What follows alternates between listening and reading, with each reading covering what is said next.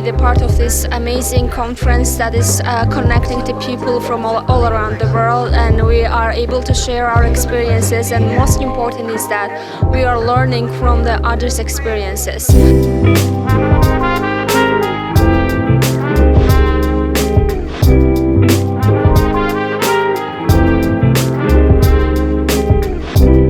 For me, Economics Without Borders is an exciting opportunity to be here in Katowice in Poland with so many wonderful, diverse professors and researchers from across North America and Asia,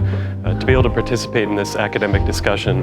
to be able to learn from diverse perspectives, to be able to give my own feedback and help contribute to the discussion. And it's a very exciting opportunity for me to be here in Poland as part of this conference.